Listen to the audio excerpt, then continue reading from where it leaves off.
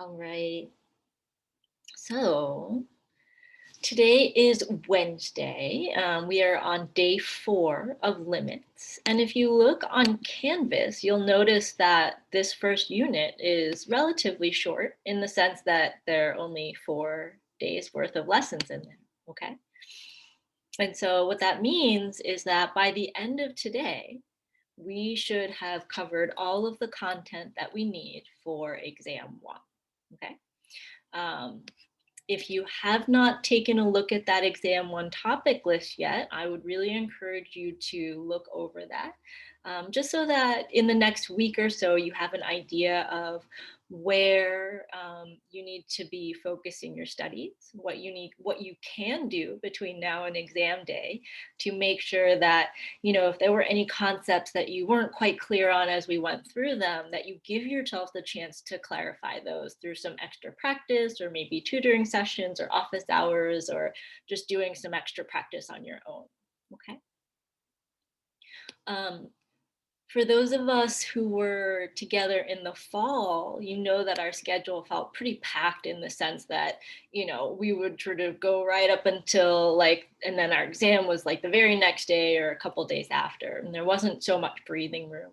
And so one thing that you'll find with this class, because it's a full semester class, is that we'll have a little bit more time to kind of digest the material.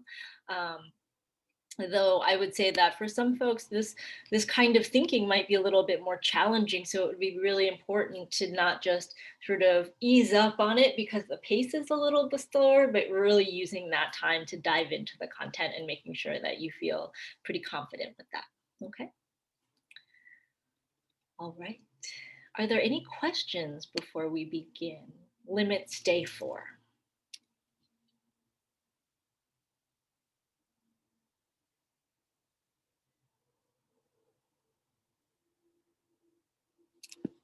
Okay. Was anyone able to spend a little bit of time in your, I'm sure, not so busy weeks to either preview the content in any way, either reading the textbook or looking over the quiz or watching some videos? Okay. See a couple folks saying, yeah. All right. So Antonio, with the exam times, we do not have a 24-hour window anymore. It's going to be a 12-hour window. And so I'll post the specifics of that in this week's La Semana. Okay. But it is going to be a shorter time frame. So you want to make sure that you leave yourself enough time during that time frame to take your exam. But I'll try and be really clear about that in this week's La Semana. So if you still have some questions afterwards, maybe we can check in on Wednesday, because that'll be the last class we have before exam 1. Okay.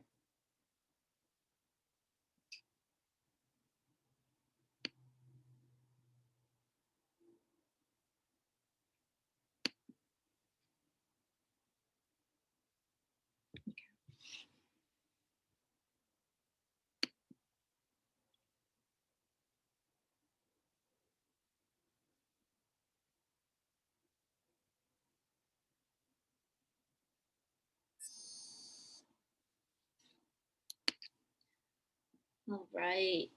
So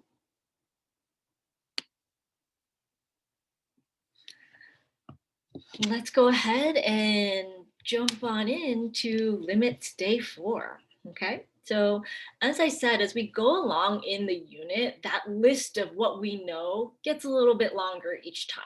Okay. And that's, I think, a pretty good visual of what we need to be thinking about in terms of a lot of the content that we learn does actually build off of itself. And so being able to keep in mind the bigger picture of what's happening is just as important as understanding every little process along the way. Okay. So things that we know, we've thought about what a limit is. We've looked at how to find that graphically. We've looked at how to find it algebraically with quite a few different strategies: factoring, radicals, complex fractions, trigonometry. Okay. We've taken a look at the idea of continuity, and being much more specific than saying, oh, I can draw it without picking up my pen or pencil, right? That's a really good conceptual piece to know. But what I really want to challenge us to do is start to use this language of limits and function definitions to figure out what is continuity, okay? Um, so really focusing on that academic language piece. And then finally, on Monday, we talked about how limits apply to vertical asymptotes and end behavior. So we revisited some old, weird looking graphs that we've seen, and we applied this new knowledge of limits to figure out how we could describe that activity. And then finally, we also took a look at infinite limits. And so those infinite limits really just means like all the ones that have infinity as answers, or the ones that involve infinity for the x value.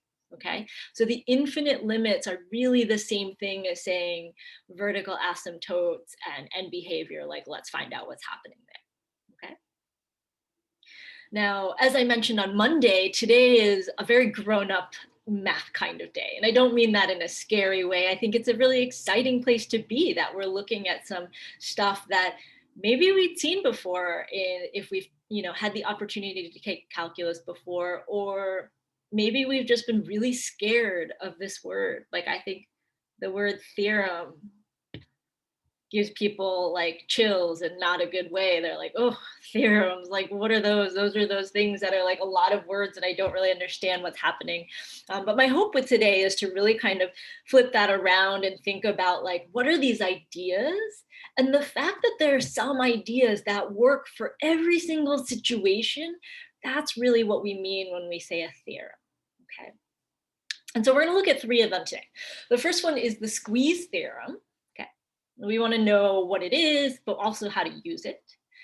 The second one is called the intermediate value theorem. And same thing, we wanna know what it is and how do we apply it. And the last piece here is something called the epsilon delta definition of a limit. And we want to explore how we use that to find limits of functions. Okay, so we're still looking at limits, but we're finishing up this unit with a pretty grown-up way of looking at limits. Okay, if you plan to be a math major, okay, and that might be for some of you be like definitely not, but for some of you out there you might be like, actually I'm pretty nerdy when it comes to math and I would be really interested in sort of going deeper into mathematics. If you take a course, it's either called advanced calculus or some people call it analysis, okay. But advanced calculus or analysis, you basically spend the entire course looking more deeply at epsilon delta definition, okay? So for those of you who are like, I'm considering a undergraduate degree in mathematics, and that epsilon delta thing is definitely something you'll see again. And so I just wanna put that out there, okay? All right, so let's start with this squeeze theorem, okay? And I'm intentionally starting with a definition from the book because I think that sometimes we're like, I don't know, that thing in the gray box looks important, but I don't really understand it, so I'm just gonna move on. Okay, and I really want us to confront the idea that math textbooks may not always be super accessible, but if we practice reading them, it gives us some skills that we can sort of use along our entire academic career, okay? So this squeeze theorem is sometimes called the sandwich theorem. So you can look up both versions, squeeze theorem or sandwich theorem, and it'll tell you about this particular theorem. And so let's read what this says, the squeeze theorem. Let f of x, g of x, and h of x be defined for all x not equal to a over an open interval containing a. If f of x is less than or equal to g of x is less than or equal to h of x, for all x not equal to a in an open interval containing a, and the limit as x approaches a of f of x equals L, which equals the limit as x approaches a of h of x, where L is a real number, then the limit as x approaches a of g of x is L. How many people fell asleep when I was reading that? That's not super fun to read, right? So let's see if we can break that down a little bit. What are some things, look over this again a little bit. What are some things that you think you can say, oh, I think this means that, or I think this means this? Is there anything in here that you could rephrase in a friendlier way? Okay.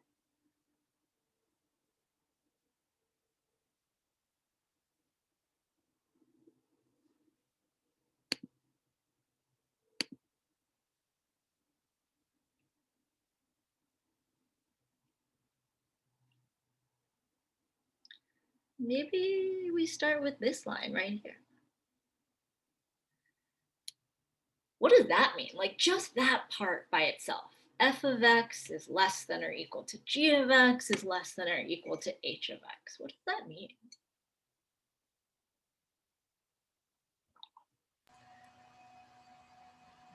Well, we can see like F and H as like the bread of the sandwich, and then G is like the middle part of the sandwich because it's being between both F of X and H of X. Well, it also equals it, but yes. So I think that's a really good place to start. And Jose, you're not wrong. This is an inequality, but we're not looking for the notation. We're sort of interpreting like, what does this inequality mean?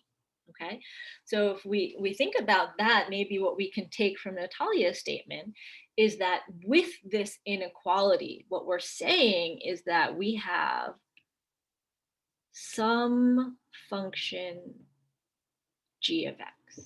Okay, so we have g of x, and g of x is in between f of x and h of x.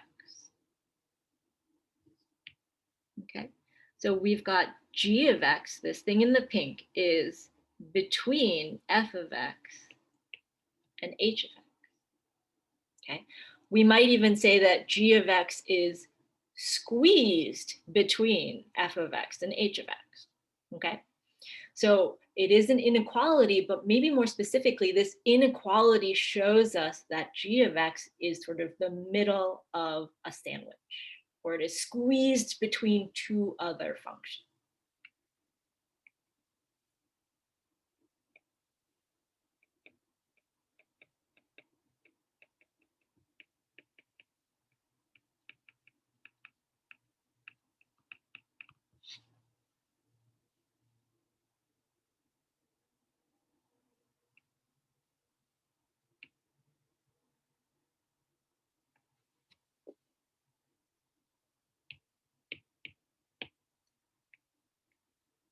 What about this part? What if I just asked you to interpret the thing inside that green box? What is that telling you?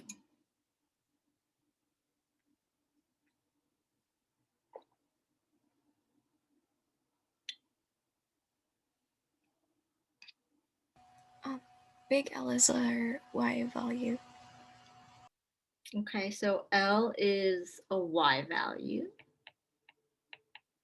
And because we're trying to generate a rule, we don't want to give it a number, but we just want to say, hey, here's this Y value, okay? And Antonia and Graham are correct. As x approaches A, or the limit as x approaches A is L, okay? And so that's what that thing inside the green box says. We know what that says. But what if I said, let's look at this part instead. L equals the limit as x approaches A of h of x. What does that mean about the y value of h of x? Yeah, I love that, Aylin. When you're looking at this, right, my green box and the blue blob, they actually share the same L, right? They share that limit. And so what this means is that this y value also goes to L. Okay, so the green one goes to L. So one of our bread, right? F of x is like a slice of bread. H of x is like a slice of bread. One of the pieces of bread has a y value of L, but the other slice of bread also has that same y value of L. Okay. Now, if g of x is the middle of the sandwich, so it's always between f of x and h of x, then check out what we can say about that y value.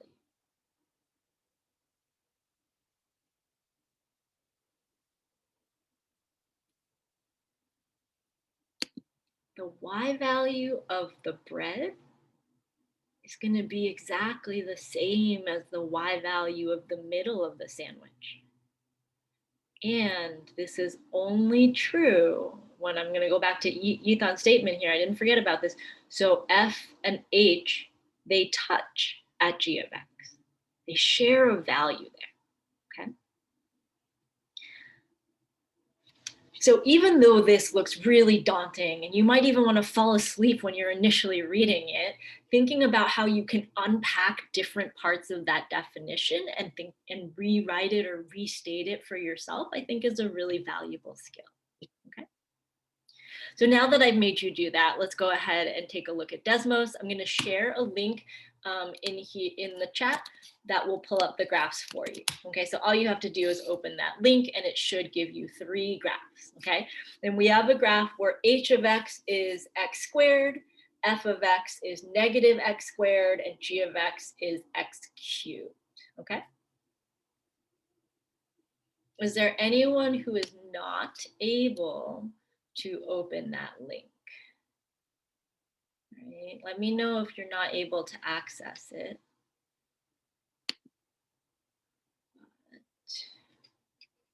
I will also share my screen so that we can take a look at that together. Okay. All right. So in the notes, I said, let's graph this and let's see what it looks like, okay? So we've got our h of x, okay? And according to our definition in the squeeze theorem, h of x was the biggest function of all of them. We could think about it like the top piece of bread in our sandwich. And so in this case, h of x is just a regular parabola, right? And that's the one in the red. And then according to our definition, f of x is like the bottom piece of bread. And in this case, f of x, I'm saying, is negative x squared. Okay, so let me hide this g of x for a second. And let's look at this. So I have this red curve and I have the blue curve. And would you folks agree from the picture that the red curve is always bigger or equal to the blue curve? Yeah, right? That red curve is pretty much always bigger than the blue curve, except one place where they are equal. Where are the two graphs equal? Like what x value are the two graphs equal? 0. At x equals 0. So nice. Okay. So then the squeeze theorem is saying, what if there was a function that was always between the two? Okay, always between them. And so now if we look at the g of x, okay, and I'm going to cheat a little bit because I'm going to say that, do you see how over here this green one is less than the blue one? Okay, and we want that green one to be in between the red one and the blue one. Okay, so one thing we can do is we can say, let's just look at a certain piece of the graphs where this is true. So I can say that between negative 1 and x and 1, okay? And what that does is that cuts off the graph to exactly the part that I want it to. And if I copy and paste that into all of them, I'm just sort of chunking this graph. Let's zoom in a little bit. In this diagram, the green graph is always between the red graph and the blue graph. Yeah.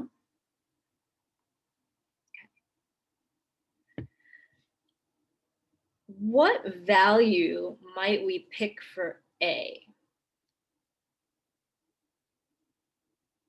Okay, so look back at your definition, look back at your notes. What value might we pick for A so that we can use this squeeze theorem and find out a value? Okay, what makes people say A equals 0? I agree with you, but why are we saying A equals 0? Like, how come not at negative 0.5, or how come not at 0.5? Okay, because that's where they all meet, right? And maybe a fancier way of saying that is exactly what Aylin said. They share the same limit at x equals 0, right? Same thing, George, where the limits are the same.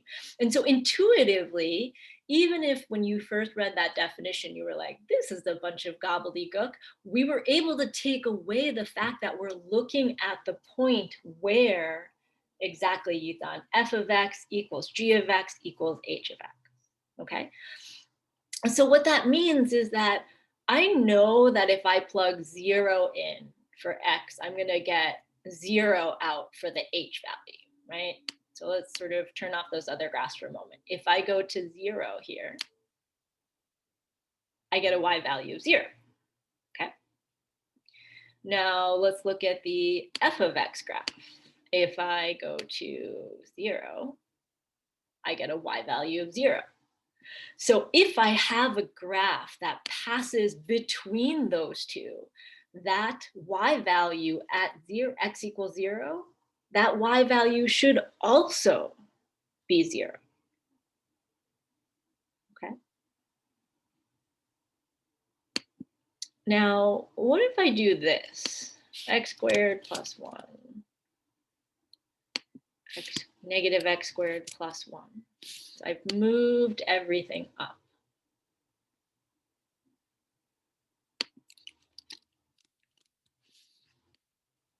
Okay, so I've moved all the graphs up by 1. What a value should we be looking at?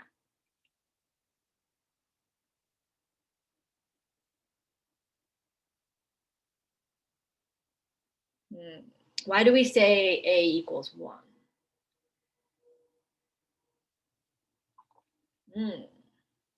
Okay, so let's listen to this question again real carefully. I'm looking for what the a value is, okay? And so a is like what x is getting close to. So what value of x should I be getting close to if I want to use the squeeze theorem? 0, okay. Okay, so I didn't change the x value where they all sort of merged together. But what is my new number for capital L? Like, what is that limit that they all share? Okay, so now we're looking for that 1, right? And I do want to make that really clear. I know it's complicated when we're looking at like all these letters, and certain letters correspond to X and certain letters correspond to Y. But when we're looking for capital L, I don't know that that was a trick question. I think you were anticipating what I was going to ask, and I didn't ask that. So,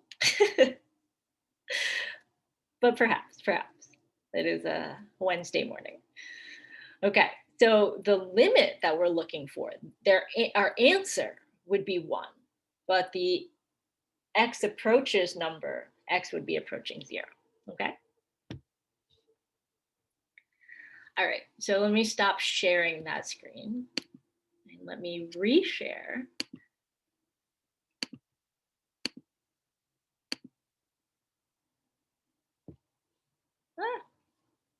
No.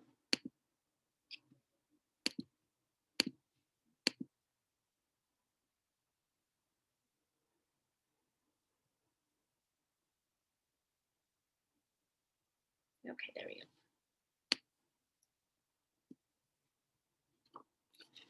Yeah, that does mean that we should change that equation, but how would we modify that equation? Like, I agree that f of x equals h of x equals g of x, but how would we modify that equation to make it correct?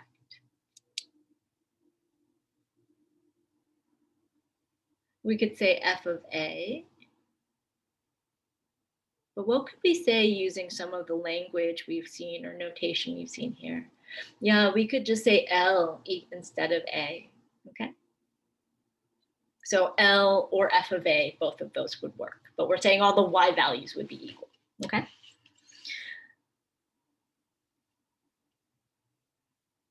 All right, so, ooh, how do we think about something like this? Like, these are what the questions might look like, okay?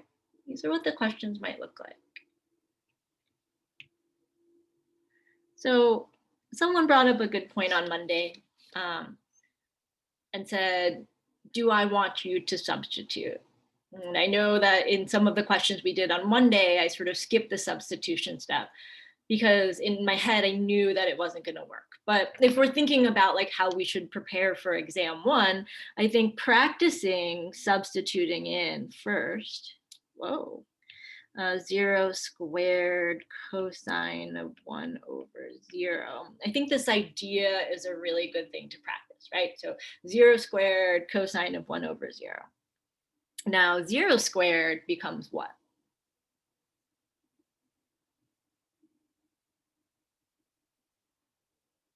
Yeah, 0 squared just becomes 0. And what about this thing that I'm cosigning, 1 over 0? What does that become?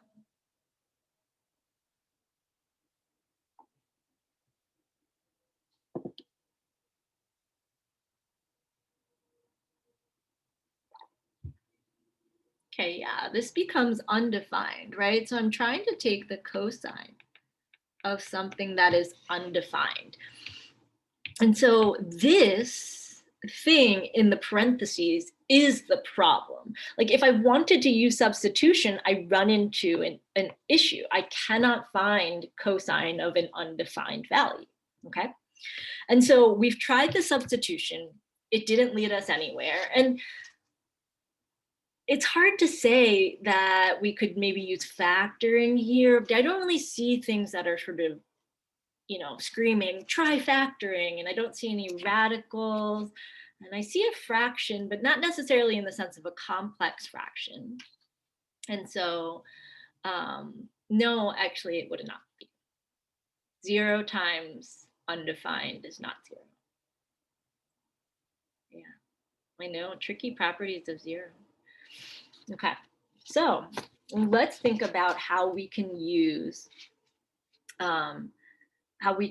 this sandwich theorem when we don't necessarily have graphs and functions already, okay?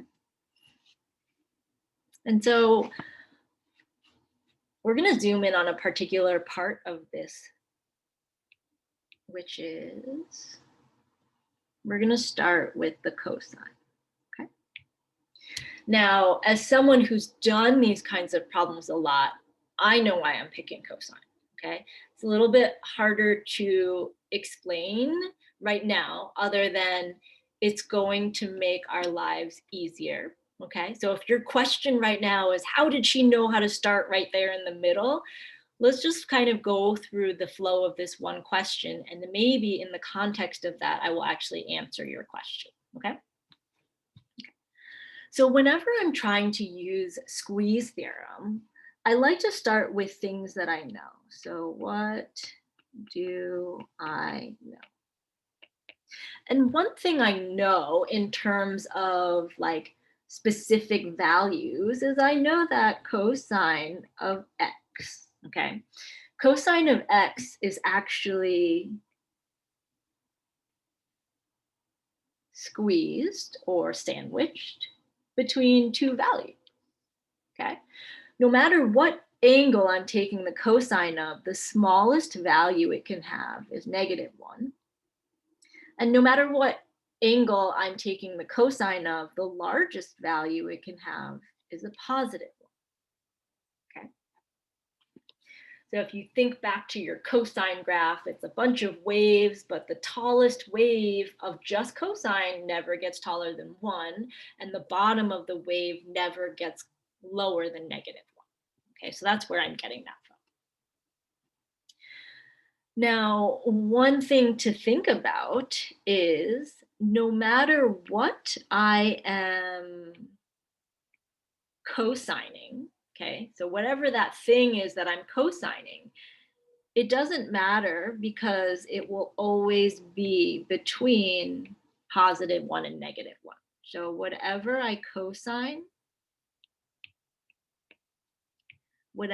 cosine will always be between +1 and -1. Does that make sense to folks? Now, that means that I can write the thing that I'm cosigning, like that x or whatever's in the orange, I can write that however I want, and it won't matter, okay? So because in my question, I have cosine of 1 over x,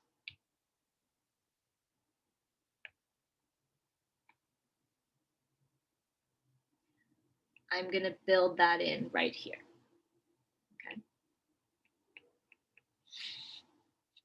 And off to the side, I'm just going to write that x cannot equal 0. Right? That is the only exception to my rewriting this as 1 over x, is that x cannot equal 0. And that actually works out for us because I'm looking for limits as x gets close to 0, but I don't actually care what it is at 0. That's the beauty of limits. I don't have to know what happens there. I have to know what happens as we get close. Okay? So let me just pause for a moment. And can I have someone summarize how I got this first line here? Like, how did I say that -1 is less than or equal to cosine x is less than or equal to 1? Okay, you can summarize to the chat or you can unmute yourself and summarize. Either way is fine.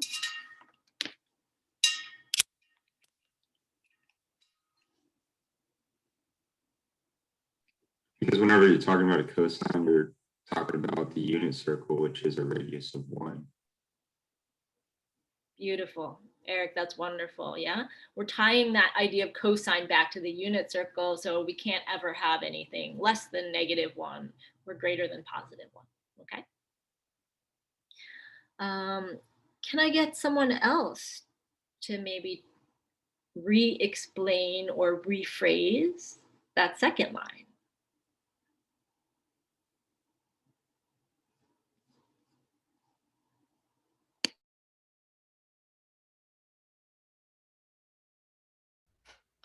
I think you said since we're not looking, so we don't want x to equal 0 because it can't equal 0 because it wouldn't work. So we're looking for values for x that are not 0 or close to 0, I think. Okay, I think that's part of it. Okay. No, this is great. I'm wondering if you could tell me though, how come I can change x to 1 over x?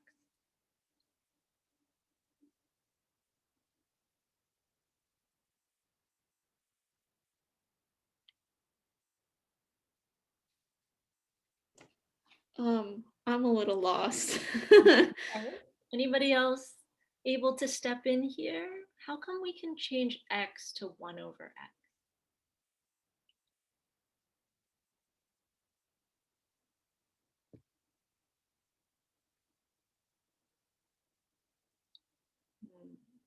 Okay.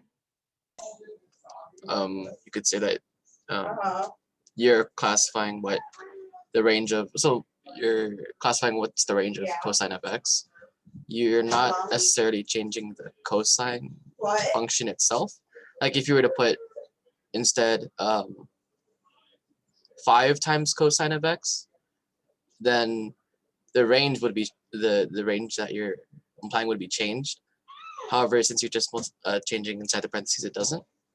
That's why it stays the same.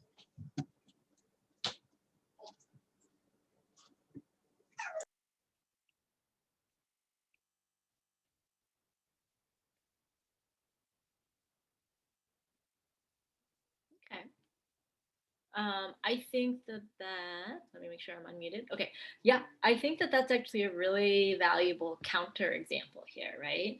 So we're not saying let's like multiply cosine by something. If we multiply cosine by something, we have to like change everything there, right? So for example, Richard said, if I have 5 cosine x, I have to multiply everything by 5. But I think a lot of people did actually get this in the chat. Megan, I like your phrasing here. It says, because this thing, this cosine of something, right? So as Ethan said, whatever's being cosigned is still going to be between -1 and 1. And so for that reason, we can say the thing in the parentheses however we want, okay? Now going back to, I think it was Thea, okay, going back to what Thea said earlier, the reason why we have to say this x cannot equal 0 is because the new way that we've written the thing in the parentheses has some small restriction. Now we just need to be careful about, okay? Cool, thank you for those contributions. Okay, so we're actually going to use Richard's idea here of multiplying by something. Okay, we're not going to multiply by 5, all right? But what could we multiply by here to start to get our function to look even closer to our original question?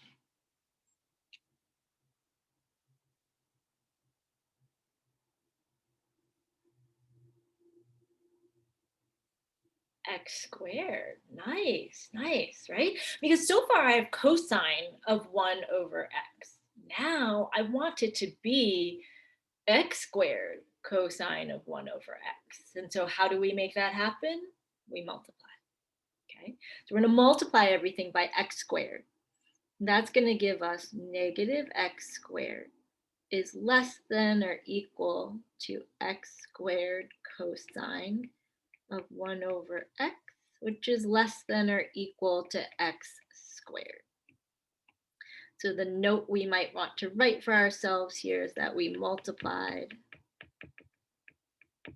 by x squared. Okay. All the sides, yes, all 3 parts of the inequality, okay? All right, now let's go back to this idea of substitution, okay? But I want us to substitute specifically where the bread pieces are. So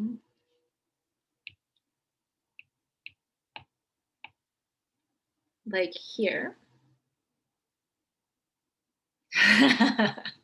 Yes. And gosh, I forgot what color I used. Blue, blue. And here. Okay. So just real quick, in case anyone didn't understand why Richard was appropriately so excited, because we've gotten exactly what we need to get here.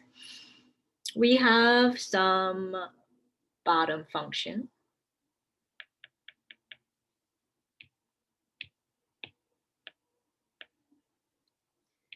We have some function that is always bigger than all the other ones. And then we have some function in the middle that we want to find out about. So this function in the middle is the one we wanted to find out about. Now, let's plug in some numbers and see what happens. So we want x to get close to 0. Okay, so if you look back at the original problem, we said x approaches 0. So I plug in 0 into negative x squared. I get 0. Okay. I don't know what this is. I can't plug in 0 because of that undefined business. But now let's plug in 0 into the top piece of bread. 0 squared gives us 0. Okay. And now the coolest thing about this is that we found that at x equals 0, the bottom piece of bread has a limit of 0. And at x equals 0, the top piece of bread approaches 0. What does that mean about the pink function if the pink function is always between those? Like, what is the capital L, or the limit here, right? What number can we give that limit? It's 0. It has to be 0, right? Between 0 and 0, it's 0.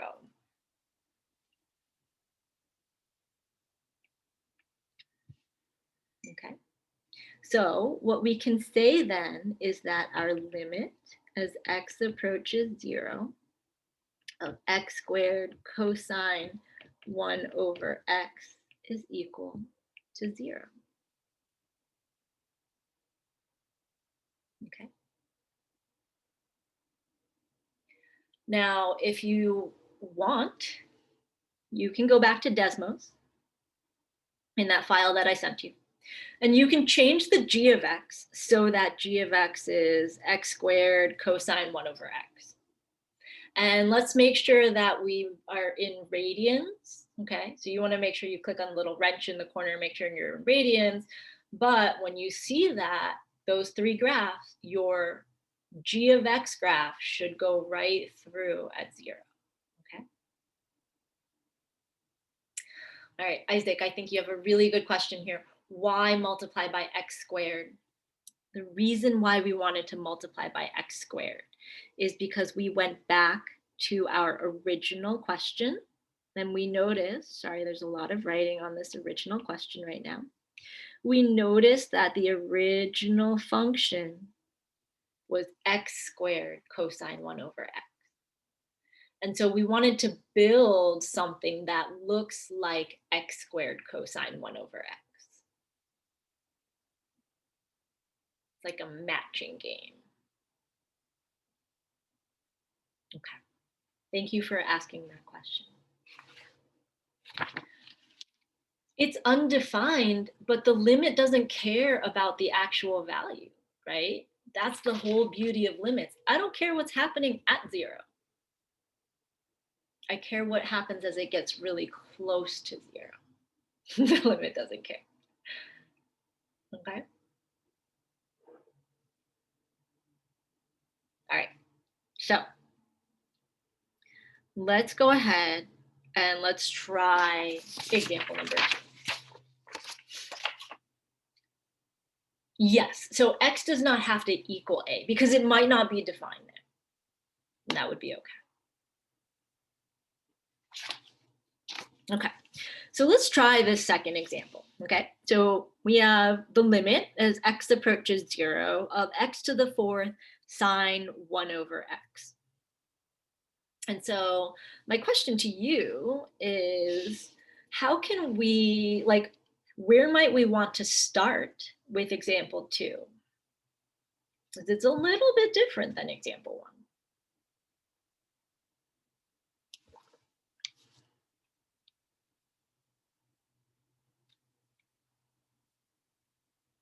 1. Okay, so if we start with substitution, we get 0 to the 4th sine of 1 over 0.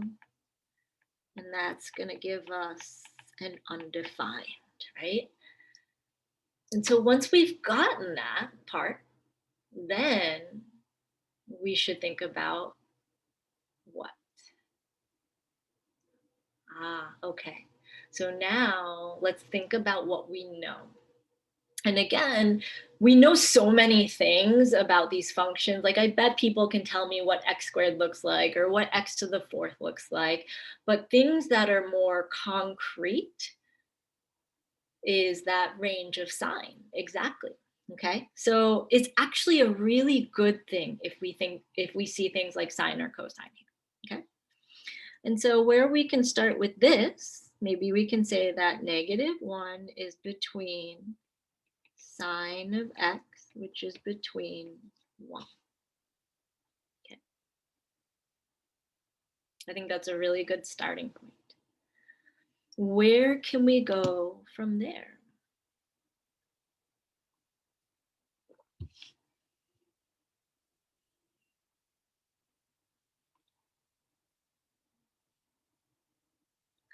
Where can we go from there? I say, yes, we want to multiply by x to the 4th, but yes, before we do that, let's do the sine of 1 over x part, okay? So let's get the x to be a 1 over x so we can start to match that function a little bit more.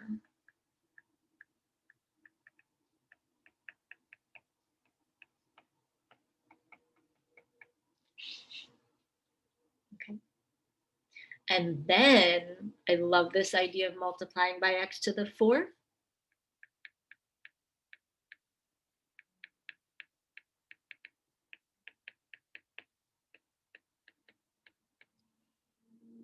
Okay.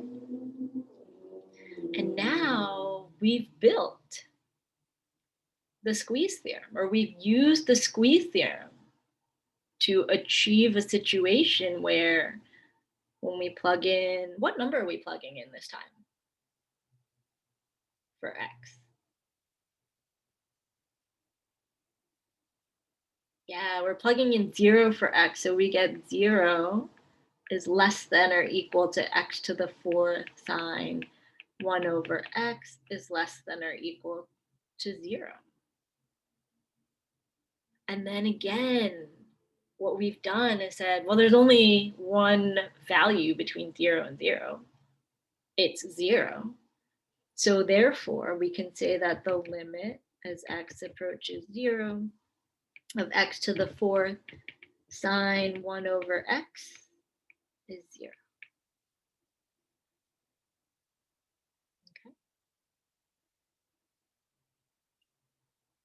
And you can change that graph that I sent you again to kind of put these values in there, like negative x to the 4th, positive x to the 4th, and then see that that middle function does indeed go right through at x equals 0.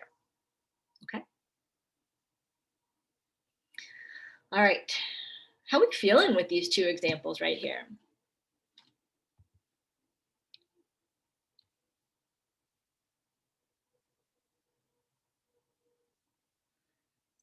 Why is it 1 over x and not x over 1? Because we want to match that original equation. Exactly, Gloria. And I think that sometimes that feels weird because you're like, you're literally just trying to make it look like the equation that you have, okay?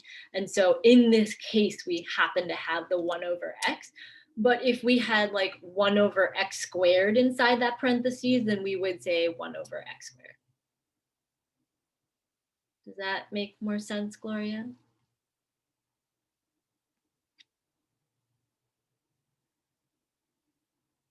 Yeah, yeah. It isn't that we can, I mean, we could even put like 10 over x, but that wouldn't help us match it, you know, or we could put like x squared, but that wouldn't help us match it. So yeah, it's all about matching it.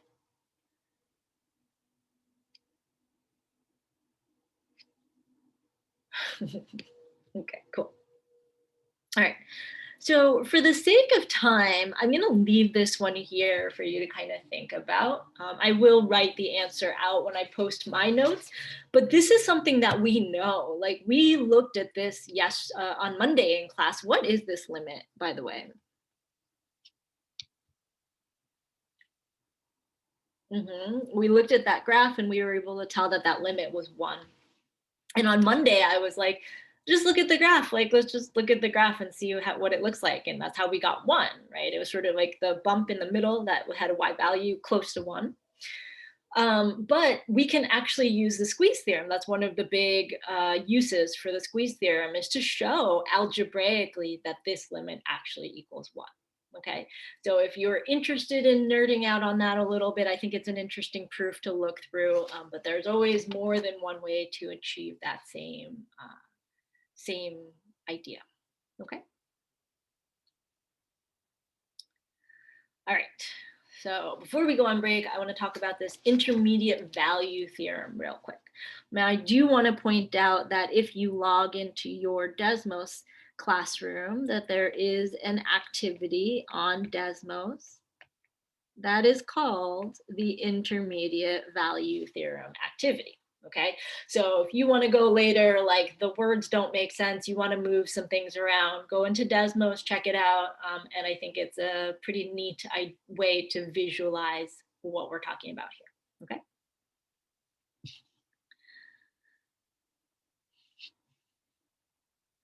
By the way, for those Desmos activities, last week I did grade that one activity.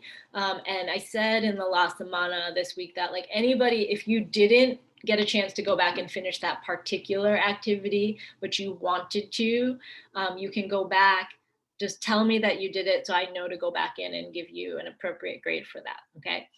But in general, I will not be grading every Desmos activity that we have. I just think it's a really good way to visualize a lot of the stuff we're doing and make it sort of like something that you can interact with. And so you can use those as you see fit. If you are a visual learner, you like moving things around to see what happens, I think Desmos can be really awesome.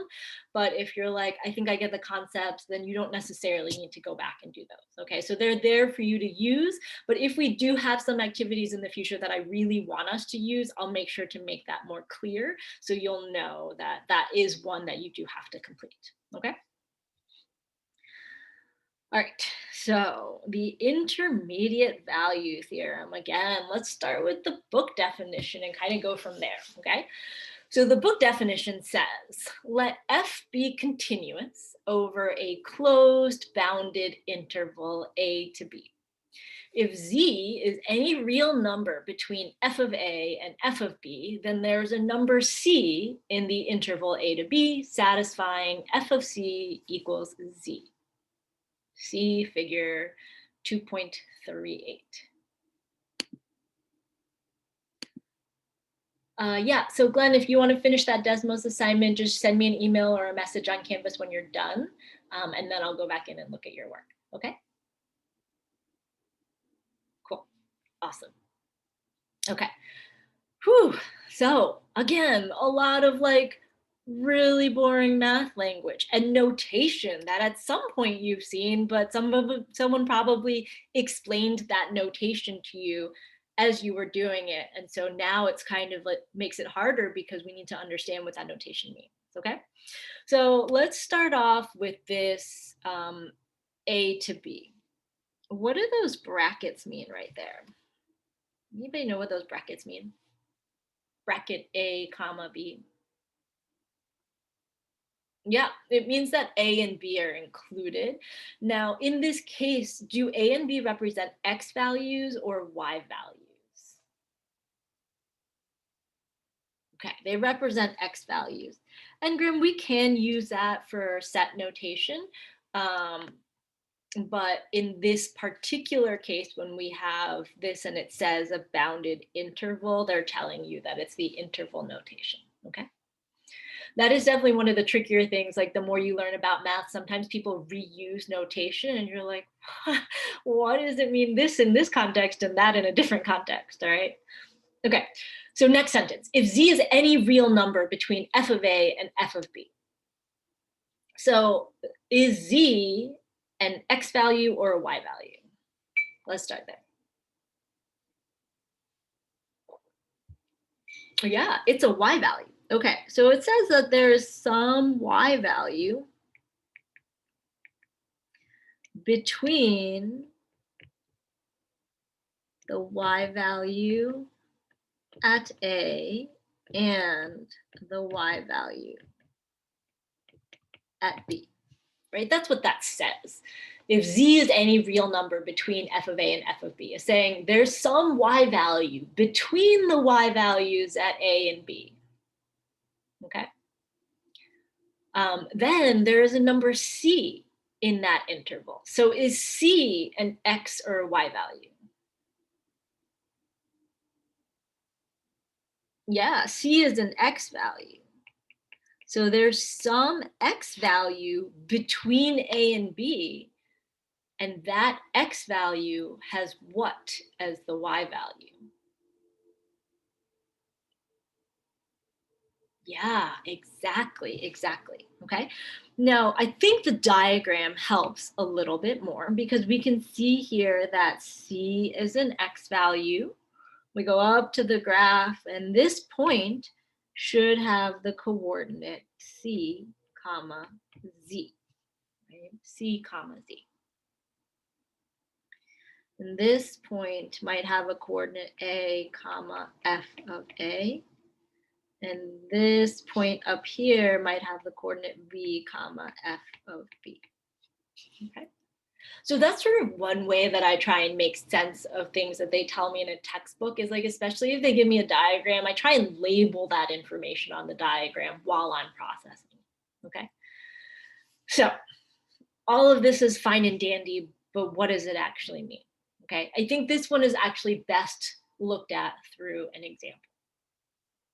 So let's keep this definition in mind. We'll come back to it after we take a look at these few questions. Okay. So let's say you have some random function. Okay. I don't know what it is, but I'm going to call it f of x. Okay. Looking at example 4. So if I say that f of 1 equals 2, what does that tell you?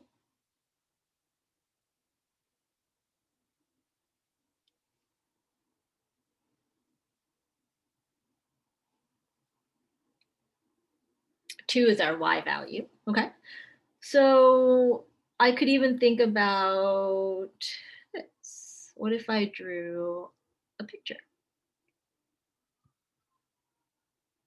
And 1, comma 2 was like right here. Okay. So let's call this point is right here on our diagram. All right, what does this tell us? F of 3 equals -7.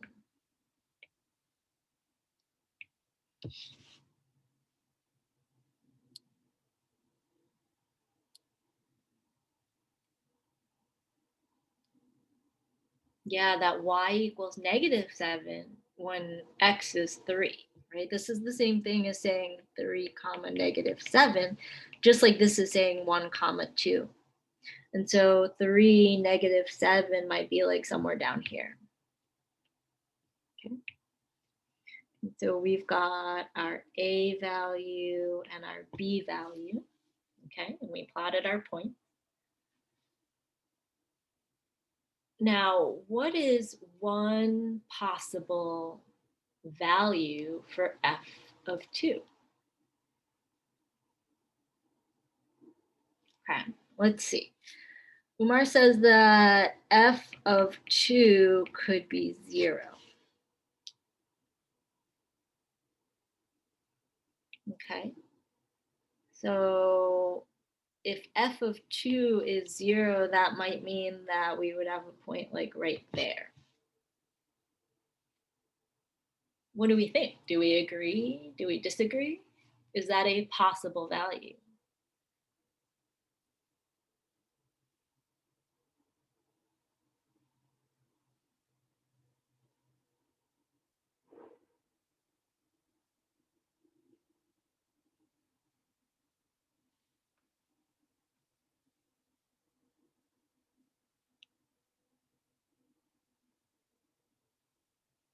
Yeah, y could be pretty much anything.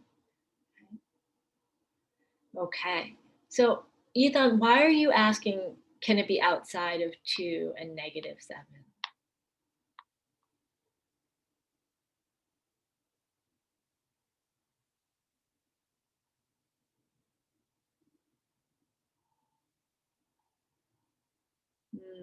Okay. So if we think about the picture we saw above, we sort of have this like top y value that we're looking at, and we've got this bottom y value that we're looking at. Okay. And here's the thing. There's a bazillion, there are infinite possible values of f of 2. But you can say that f of 2 is, or f of something between 1 and 3 is guaranteed to be between -7 and 2.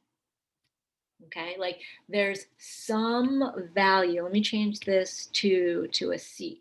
There's some value between A and B where that Y value has to be between -7 and 2.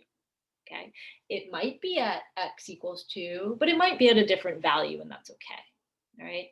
And I think what makes this theorem trickier sometimes is it is so straightforward. You're like, of course, to get from this value to that value, you have to like go through all the other values. And so I think let's see, earlier it said if there's a full graph between A and B, for any number you pick between A and B, there will be a point on the graph, is basically what this theorem is telling us. So the intermediate value, the intermediate means like between those two. So if you have one value between these two values, then the Y values are going to be between those other two values. Okay. Now that's sort of a pretty straightforward example, but when we look at example 5, it's sort of a twist on it. Okay. So show that this graph f of x equals x cubed minus x squared minus 3x minus 1 has a 0 over the interval a 0 to 1. Okay. So in this case, they're saying a is 0 and b is 1.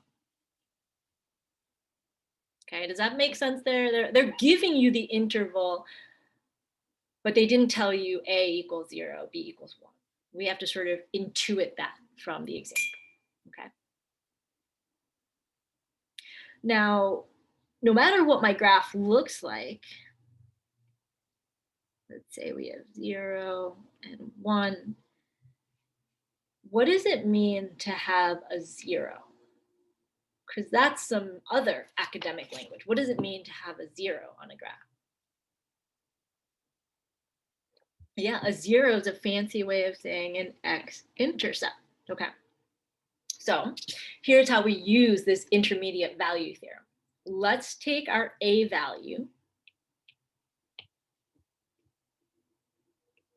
and we're going to plug it into the function. Okay. Then we're going to take our b value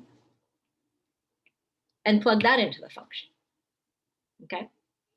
So if I have f of 0, let's see, 0, 0, 0, -1. All right. If I have f of 1, I'll be a little bit more careful here. 1 minus 1 minus 3 minus 1. Let's see, that's -4. Okay.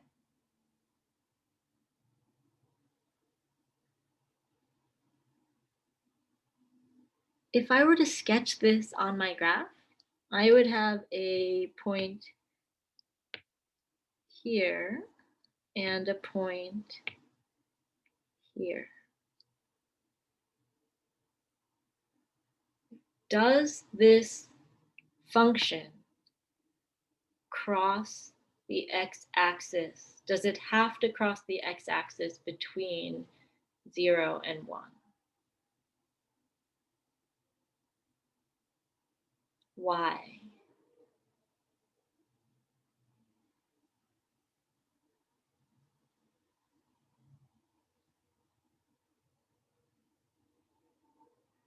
But when I go, if I were to draw something that connects the yellow dot to the pink dot, do I have to cross the x-axis? I don't have to. I could, right? But I could also just do this, right? So this problem, as it's stated, does it have to have a 0 in that interval?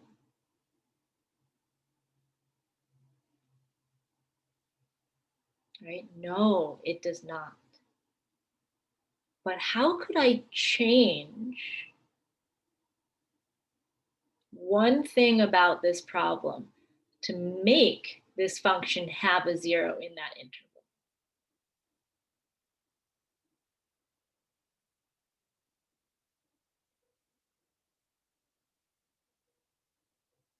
Okay, and maybe it's helpful if you look at the picture. What could I change about this picture to guarantee that I have a 0 or an x-intercept there?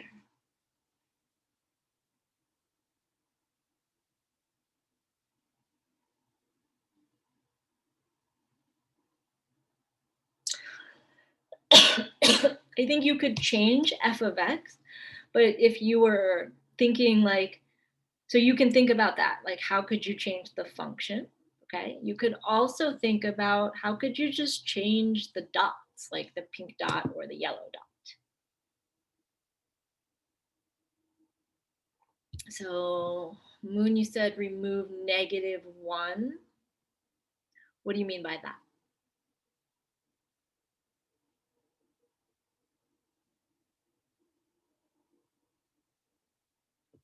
Like get rid of this?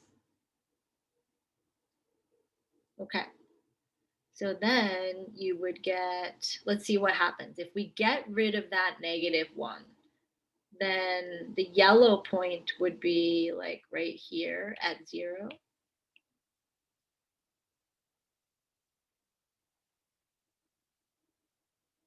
Let's modify this even more. I think you're headed in the right direction, but what is one thing that you could do to completely guarantee? Because right now you have a C value that is equal to A. How could you make it so that C is actually between A and B? Maybe a +1. Okay, so let's try this out for a moment. If I have x cubed minus x squared minus 3x plus 1, let's see what happens. F of 0 is a positive 1. F of 1 is 1 minus 1 is 0 minus 3 is -3 plus 1 is -2. If I plotted those 2 points, 0, 1 and 1, -2, am I guaranteeing that I have to cross the x-axis between there some point? Yeah, because we've got 0, 1 and 1, -2. So in order to connect those, I have to cross that x-axis. And that guarantees me the x-intercept. Okay. So that's sort of an application of that intermediate value theorem, is sometimes to say, I know that there's an x-intercept here, and here's how I can show you. That's a pretty common one. Okay. All right. Professor, I just had a quick question about that. Why is it worded the way it is then on number 5? Why is it saying show that this function has a 0?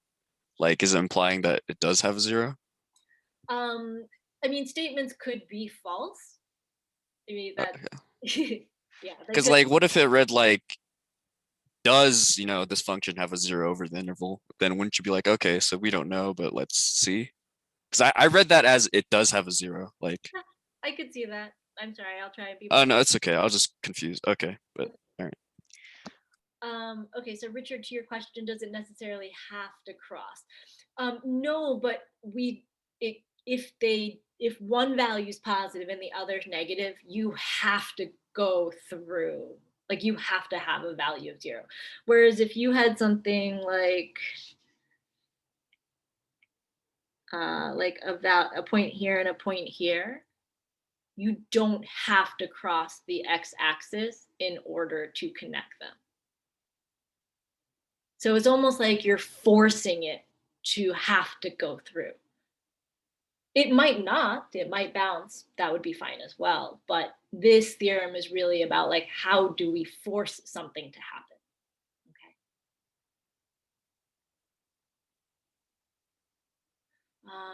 What point would we highlight to display we showed 0 over the interval? So the fact that as long as you have one that's above and one that's below, you don't really know the exact point, but you know there is one there.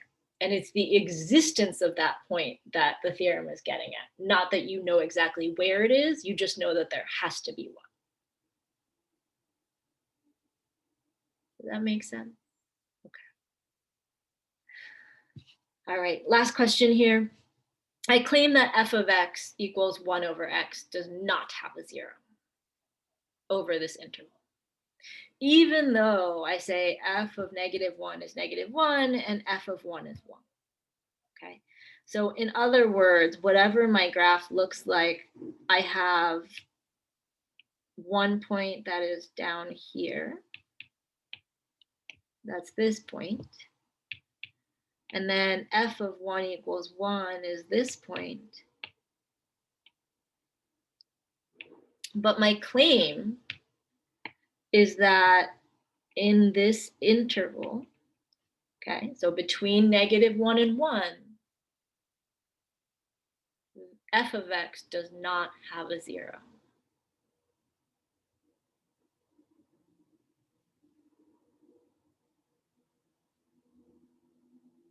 Why is this correct?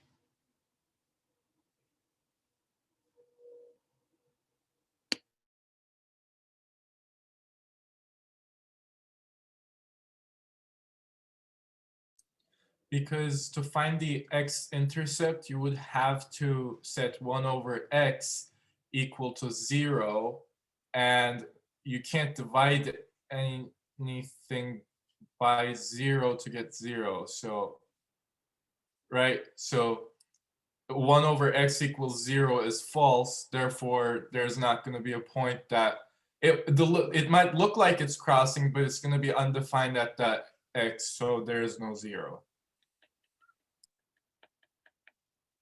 Okay. So I think folks are on to the right theme here.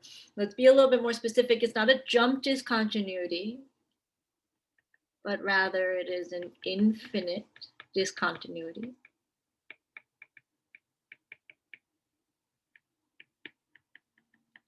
At x equals 0.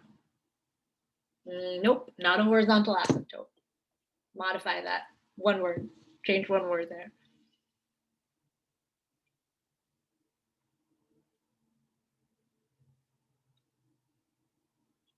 Yeah, we're looking for a vertical asymptote. Okay, so an infinite discontinuity is the same as saying a vertical asymptote. Okay, now here's the deal.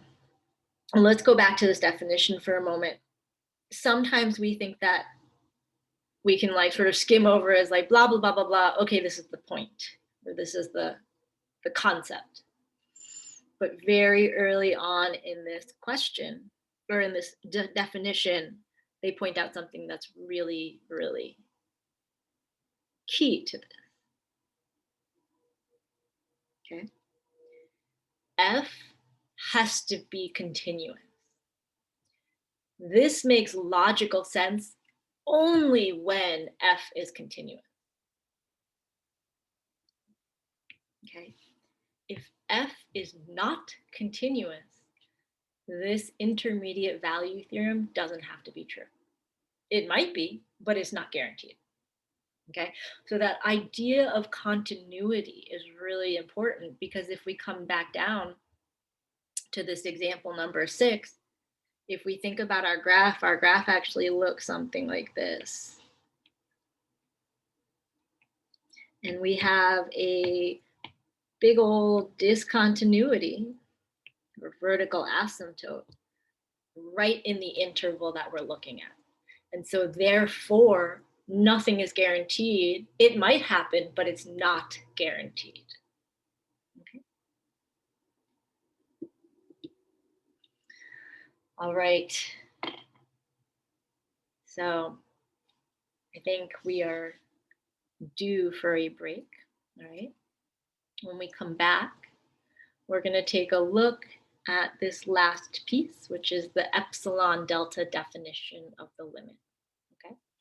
We're going to spend some time unpacking what it means, a little bit more thoughtfully than we did in the others. We'll go through a few examples, and then we'll call it a day. Okay, so let's see. Let me stop sharing my screen. All right, so the recording has been started. We are taking a look at the third of the very grown-up math feeling things to wrap up this limits unit, okay? So we've taken a look at the squeeze theorem, also known as the sandwich theorem. I agree with Laura, I think it's got a pretty cute name. We've taken a look at the intermediate value theorem, and again, for the intermediate value theorem, there is a Desmos activity that you can play around with to maybe help solidify your understanding about that. That one is optional, it is not being graded, but I already noticed that I've gotten a couple emails from folks telling me to check their Desmos so that I can update their grade, and that is perfect, okay? So if you want to go back to last week's activity, could be a really good thing to study for the exam anyway, go back, finish that activity, and then I'd be happy to update your grade, okay? All right, so here we are with the epsilon delta definition. And like all the other ones, I'm forcing you to start by looking at the definition from the textbook, okay? Not because I think that these are always the be all end all, but I think learning how to read a textbook or read math is actually a valuable skill, okay? So here we go, our definition. Let f of x be defined for all x not equal to a over an open interval containing a. Let L be a real number. Then the limit as x approaches a of f of x equals L if for every epsilon, okay, so that's what that squiggly E means, epsilon. So for every epsilon, there exists a delta. So this is that squiggly D, okay, that's delta. So if for every epsilon greater than 0, there exists a delta greater than 0, such that if 0 is less than the absolute value of x minus a, which is less than delta, then f of x minus L, the absolute value of that, is less than epsilon, okay? And so off to the side, I'm just gonna practice writing epsilon a few times and practice writing delta. You can sort of watch if you want to.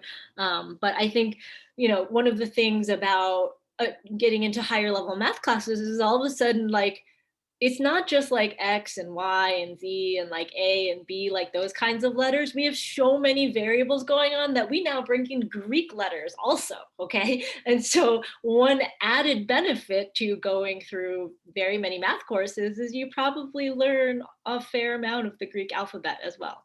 Kind of cool. Anyway, epsilon is, I kind of write mine like this. So just like a, okay, so epsilon, epsilon, epsilon. The delta comes out different every time I do it, but kind of like I start up top and then I come down and curly it, okay?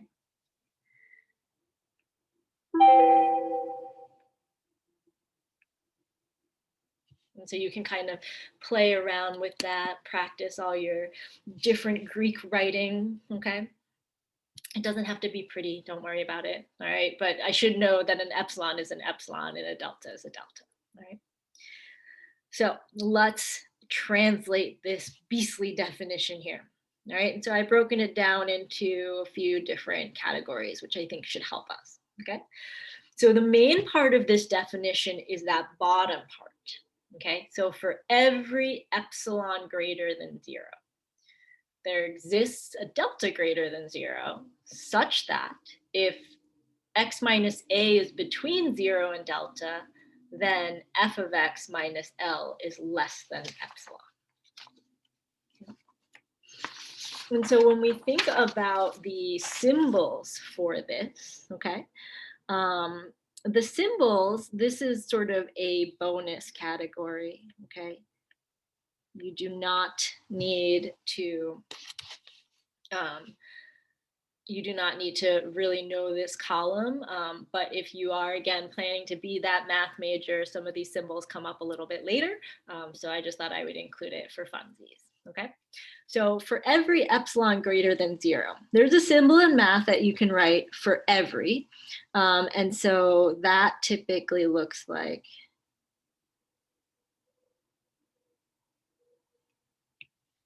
oops.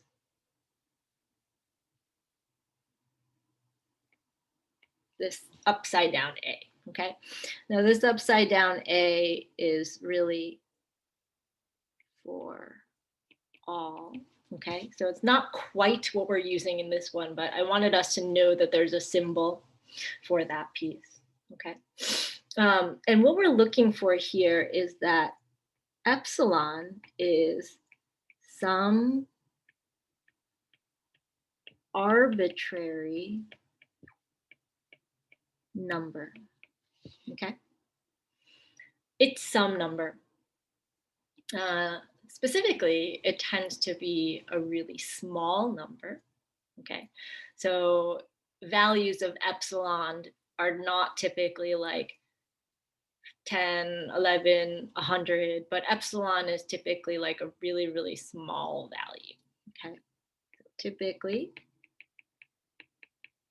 really small value. Now, just like there's a symbol for all, there's a symbol for there exists. And so you might sometimes see, especially if you're reading a different text or watching a different video, someone might write this as a backwards capital E. Okay. This backwards capital E means there exists. So if I write backwards capital E, delta greater than 0, that says the same thing as there exists a delta greater than 0. Now delta is also some arbitrary number, but it is dependent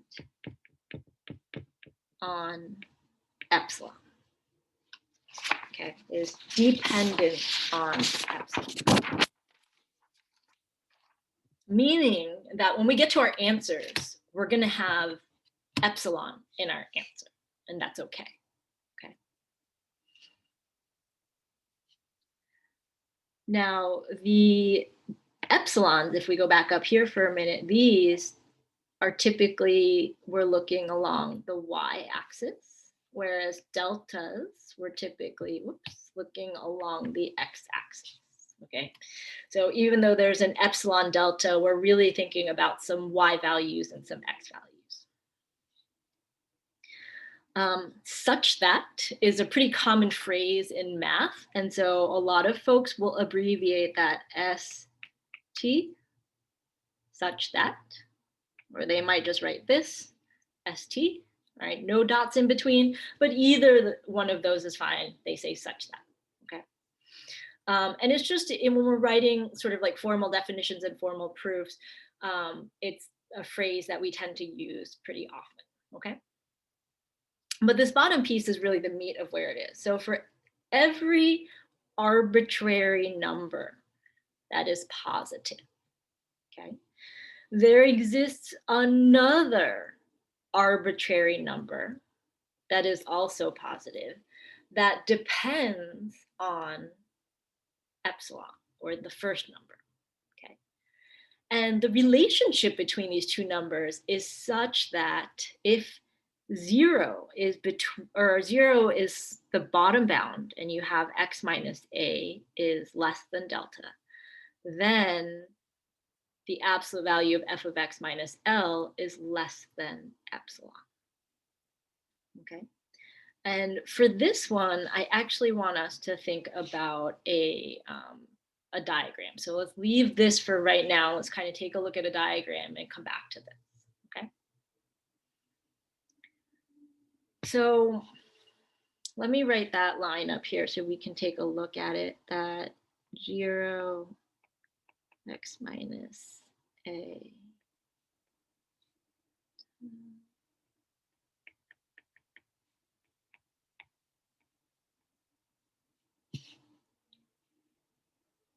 Okay, so those are sort of the two pieces from above that we haven't described yet. But if we're looking at this in sort of a like input output picture, I thought these were actually pretty relevant photos. So let's say that you have an x value. Okay, so think way back to when you learned about functions, and you probably learned it like a function machine. Oh, you put this number into the function machine and out comes this other number, right? And so we're kind of revisiting that in the sense that we're putting in x and what comes out is f of x, and that makes sense. And we can kind of do the same thing with a. We put in a value of a and out comes f of a. Okay, so that's sort of the idea of the function machine.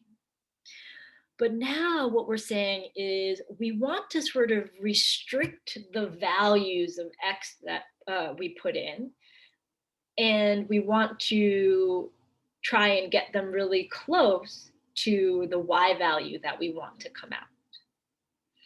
So if we sort of zoom back in our heads to last week, and there was someone who said limits is like zooming into a specific part of the graph and looking at that very small part of the graph and trying to make sense of what's happening there. And that's basically what this notation is telling us. That if we have this a value, if I add a certain amount or I subtract a certain amount, that when I put all those values into my function, then the values that come out are either a little bit bigger than L or a little bit smaller than L. Okay, so instead of taking a single value and putting it in and saying, this is the number that comes out, okay, we're putting in sort of a small range of numbers, a very, very small range of numbers, putting those in and using those to kind of help us approximate our limit. Okay, so when we encounter things like a vertical asymptote or a hole, we can't just plug in x and get f of x, right? Sometimes it's not defined. And so this fancy definition is really saying, well, if you don't know what the value is exactly there, then let's kind of get really close to that value and see what happens. Okay.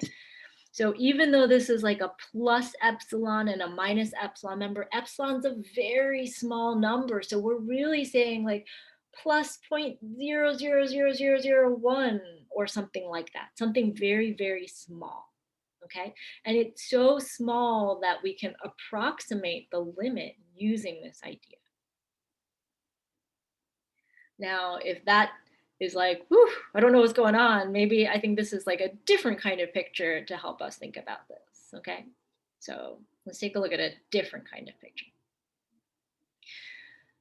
So earlier I said that epsilon is sort of associated with the y values. And so because we're associating epsilon with the y values, if I have a limit here, okay, that's a y value. If I add epsilon to that, I get this one, which is your limit plus a very small value. And if I want to subtract epsilon, then I get a limit minus epsilon, or a limit minus a really small number gives you sort of the bottom strip, okay? So what we're going to be asking ourselves is, if we want what's in this picture, if this is our goal, we want to get as close to L as possible. what values of what values of delta can we choose to guarantee that we get values between what we want? Okay. So the bigger idea here is we know that we want a certain output. So let's say your goal is to earn an A in Calc 1, right? So like that's your goal. You got to get between a 90 and a 100, right? Like if your goal is to get an A in Math 150, then your overall average needs to be between 90 and 100, right? So then the question is, if that's your goal, what do you need to do to achieve that goal? That's what delta is. Delta is what do you need to do in order to achieve the grade that you want? And so if we sort of continue with that example, delta might be like things like, I don't know, attending tutoring. It might be reviewing your notes. It might be study groups, right? It might be watching some math videos in your free time about the content that we're looking at, right? There's so many cool math videos out there, but like watching ones that are directly related to what we're looking at here, right? So like all of these things are examples of things you could do to control the output that you have, right? And so if we want to think about epsilon and delta, we're really saying delta is like what you put into it. Epsilon is going to sort of guarantee that grade within a certain range.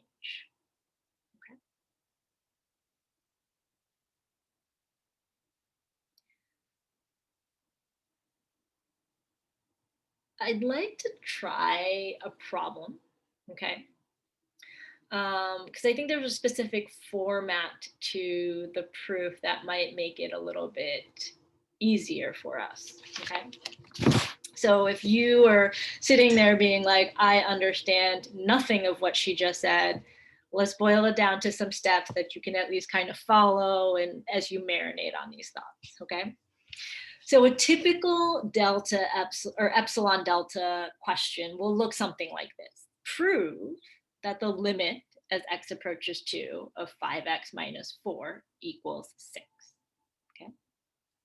So that's what your question might look like. And when we have that here, this proof, we're looking to use the epsilon delta definition to prove, okay? And so we're going to start with the sort of overarching skeleton of how we can approach these problems, okay? So first, we're going to write a sentence that we will come back and fill in with our answer, okay? So given epsilon greater than 0, because that's part of the definition, given epsilon greater than 0, choose delta equal to blank. And this blank is where you're going to put your answer.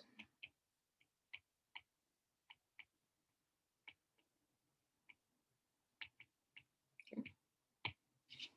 So when you were doing a question like this on the quiz or on an exam, I want you to follow this structure, okay? So given epsilon greater than 0, choose delta equals, and then at the end, you'll put your answer there. Okay. Step 2, suppose that 0 is less than the absolute value of x minus a, which is less than delta. So I'm grabbing part of the definition, okay?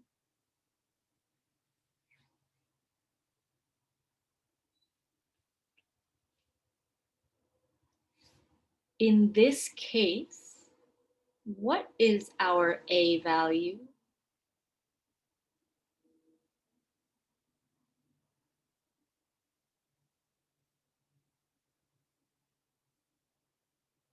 Good, yeah. There's a lot going on here, but A is the value that X is getting close to. So when we write this line, we actually want to substitute in our A value.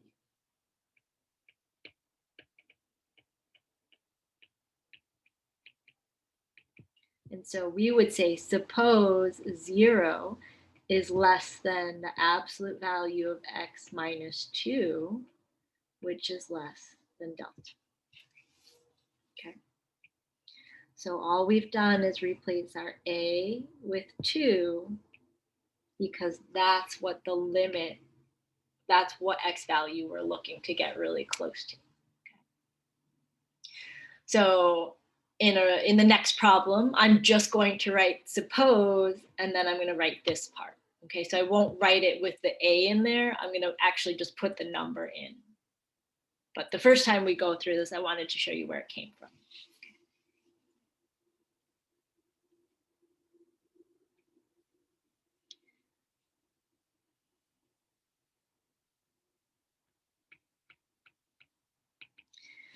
Now this next part is kind of hard to wrap your head around, because what we're going to do is we're going to sort of work backwards. We're going to work backwards to figure out what our delta is. Okay, and we're going to work backwards from the other part of our definition, which is the part that involves the epsilon. Okay, so I'm going to go scroll back up.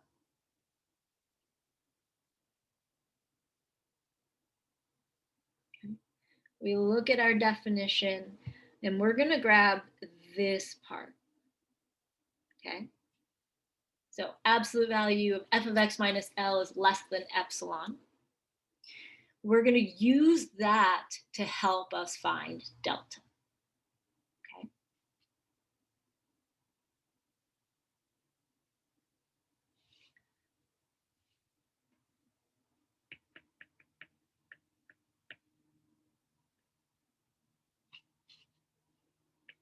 Let's sub in our L value and our f of x. Okay. So you folks did a great job of looking through the entire problem and figuring out what A is. I'm wondering if you can also tell me what the L value is. Okay, so what is our L value that we're going to put right there? Oh, so good, so good. Okay, yeah, this 6 is our L value. Okay. Now we got one last thing to find here. What is our f of x? Okay, so f of x is what we need to put in there. What is our f of x? Yeah, exactly. Okay. So no matter where you're feeling with your understanding, we're looking for the yellow part, the green part, and the blue part, right? We're looking for the yellow part, the green part, and the blue part. You can boil it down to that. We're going to substitute in those. So instead, we can say the absolute value of 5x minus 4 minus 6 is less than epsilon. So here's our f of x minus our L. Okay. So all we've done so far is a lot of substitution, but in order to substitute, we needed to be able to identify the parts correctly. Okay, so if you were able to identify the parts correctly, don't sell yourself short. Like, that's a really valuable step. Okay, being able to identify these different parts. All right. Now we're going to work with this. And we're going to work with this. We're going to try and make it look like this. Okay, so we're going to try and use algebra to make the inequality that we have in step 3 look like the one in step 2. That's our goal right now. Okay. All right. Do I need the parentheses around the 5x minus 4? Thoughts?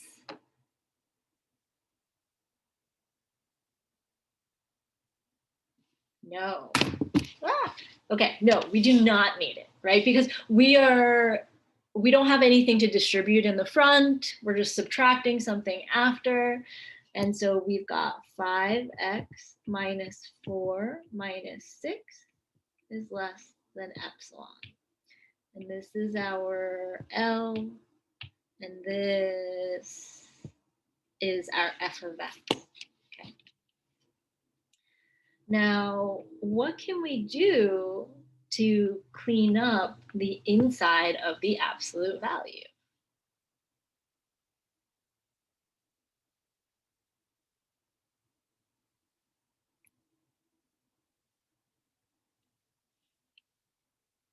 Negative, oh, so glad folks said -4, right? -4 minus 6 sure does give us -10.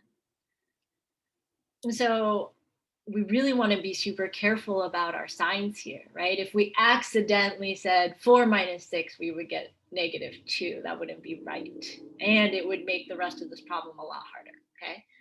But we can combine those to get 5x minus 10. Okay. All right.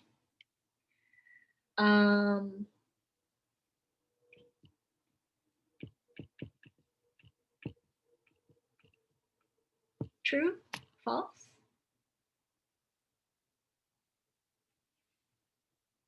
True, right? We can factor. I know it's not a quadratic. A lot of times we think about factoring with a quadratic, but we can pull out a greatest common factor here, and then we have 5 parentheses x minus 2, okay?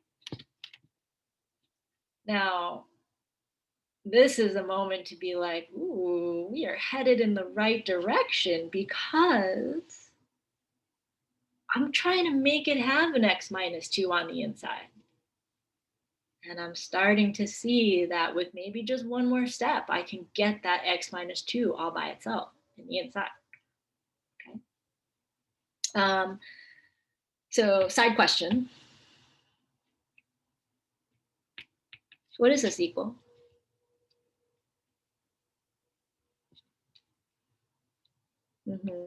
What about this?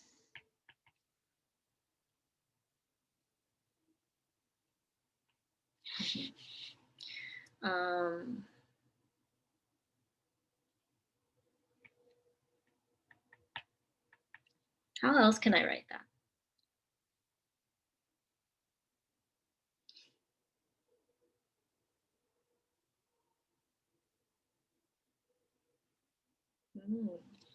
Okay. How else can I write that?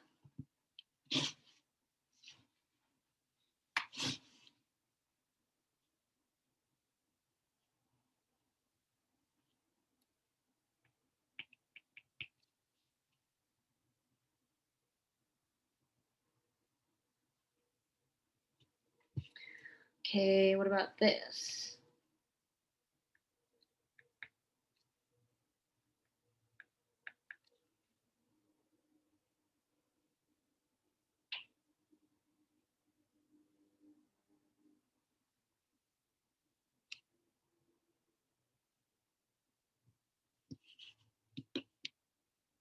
Absolute value of 8x squared. Okay. So 8 and then x squared. Yeah, when we have absolute values, we can split them up like that. I think we all realize the 8 doesn't need the absolute value. And I think some of us also realize the x squared doesn't need the absolute value, right? And so even though what we've just shown here in the purple is like a throwback to middle school or maybe early high school, these concepts are actually really helpful when we take a look at this delta epsilon proof, okay? So how can I apply one of these concepts from the purple to this line right here?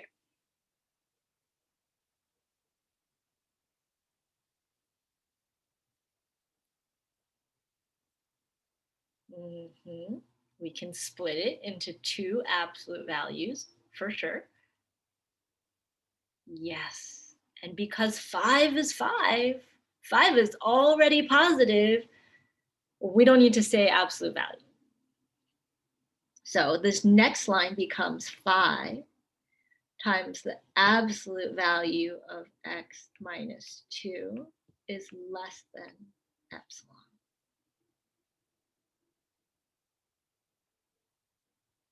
Now I would hypothesize that we have just one more step to make it match the inequality we had in step 2. How do we match that inequality in step 2?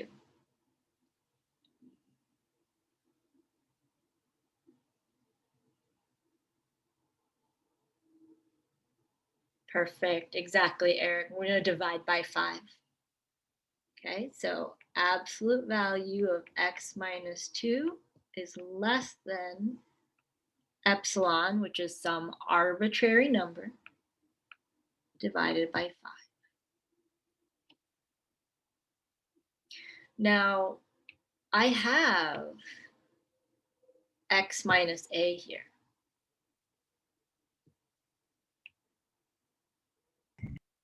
What that means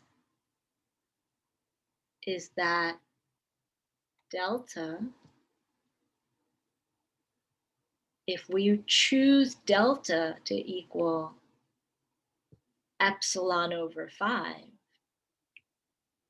then this relationship will hold true. Okay.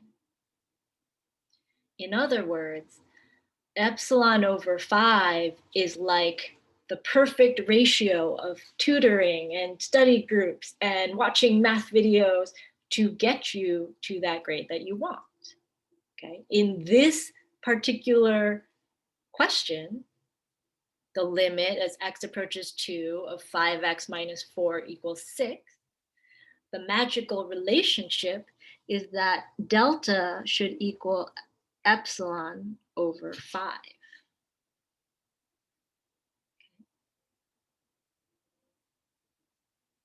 If you have that magical relationship, then your limit will equal 6, okay?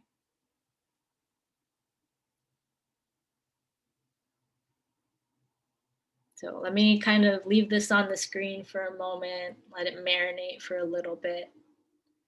I know the first multiple times I saw this, I was like, what? So we just guessing a bunch of random things? And it feels like that, okay? It does feel like that you're just like guessing this and guessing that and choosing this, and suddenly it magically works out, okay?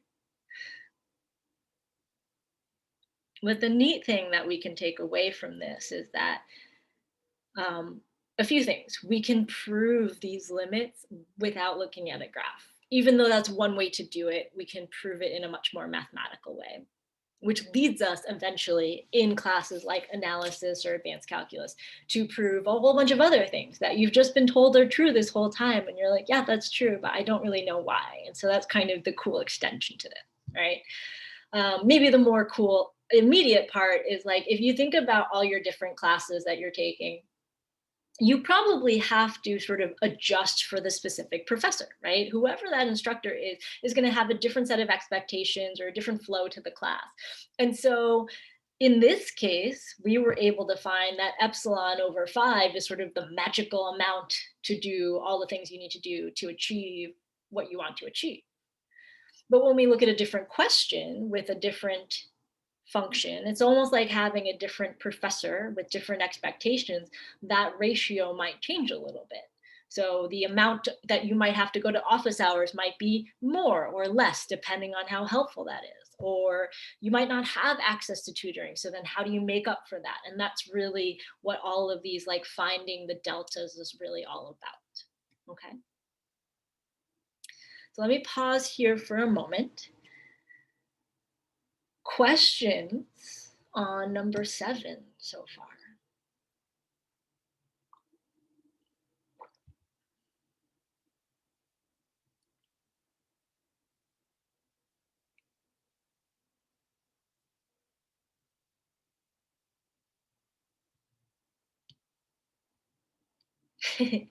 That's fair.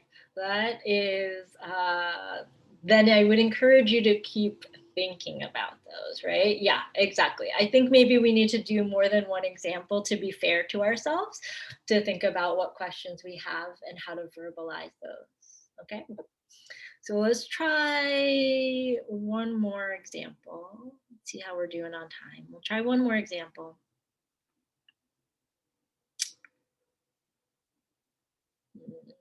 Let's skip to number 9.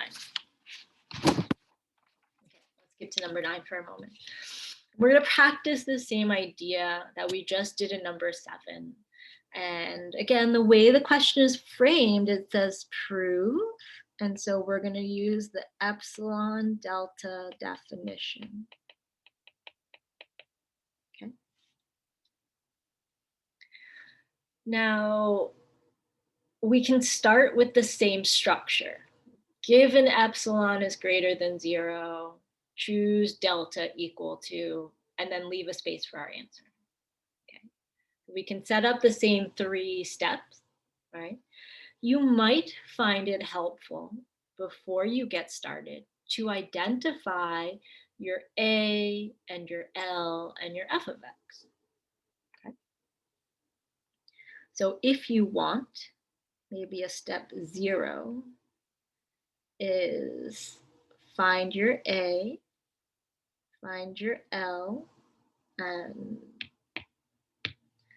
find your L, and find your f of x.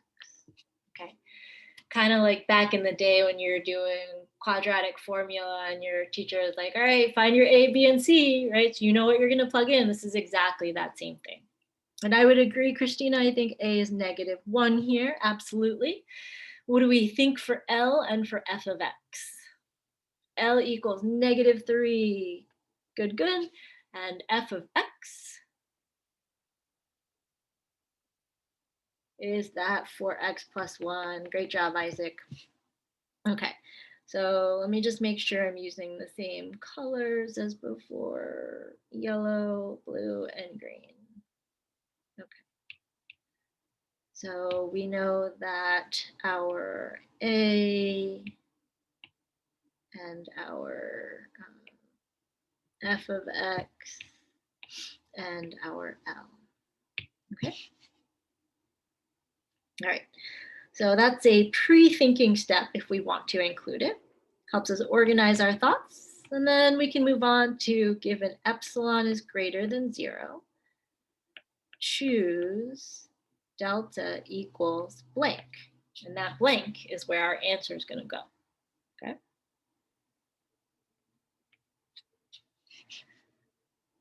So step 2. Suppose, and we're going to use the delta part of the definition now, that 0 is less than the absolute value of something, which is less than delta.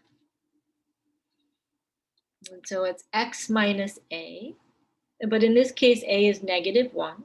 So I'm going to say x minus -1, or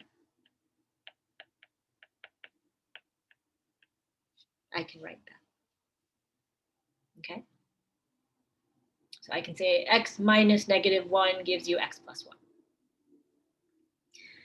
Now, the nice thing about this is that tells me what I want to try and make the next inequality look like. right? So not too far different from earlier today when we were trying to match parts of the function with the squeeze theorem. But this time we're trying to match it to that delta definition, okay?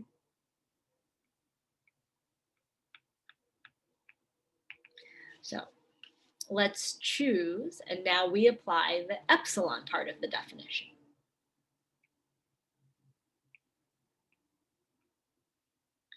So inside the absolute value is going to be f of x minus L.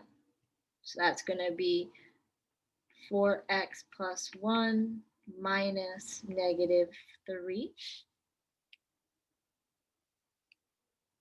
And I'm going to get rid of the parentheses around the 4x plus 1, and I'm going to make that minus negative 3 into plus 3.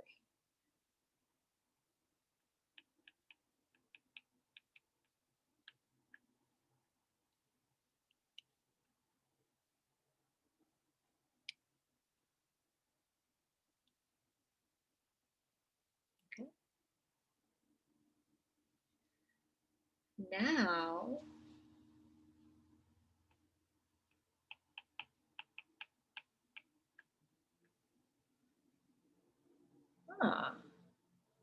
well, this is working out nicely, especially for those of us who can maybe see a few steps ahead, right? Or keep in mind that we're trying to match that inequality from step 2.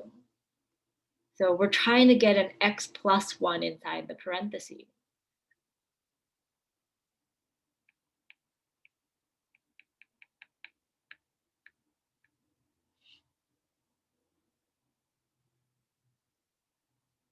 Right, so we can factor a 4 out. There's our x plus 1. That means that the 4, because of absolute value properties, I can pull that out to the front.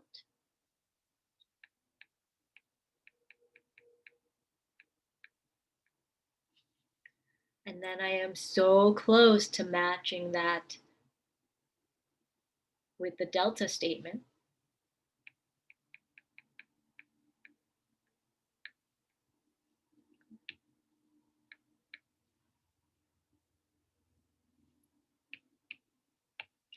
And epsilon over 4 is that perfect ratio to get us to as close to that limit as we want to get. Okay, so in this case, epsilon over 4 is that magical ratio that will help us achieve that limit that we want to get.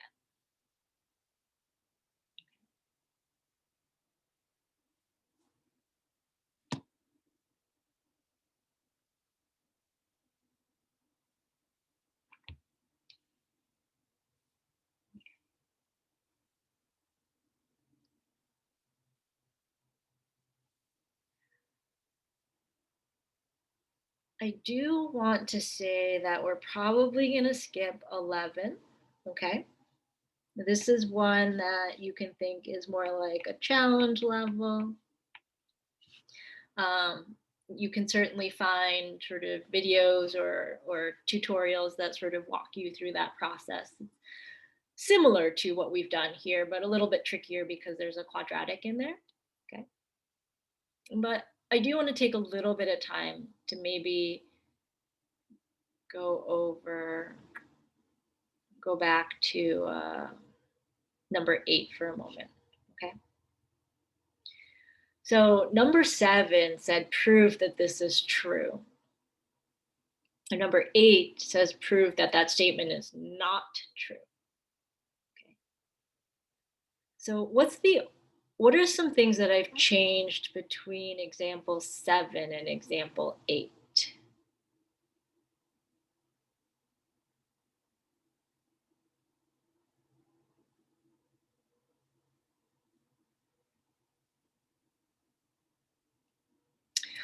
Richard, epsilon is the output. Like epsilon is how far, epsilon is like how far away from the y value you want to be.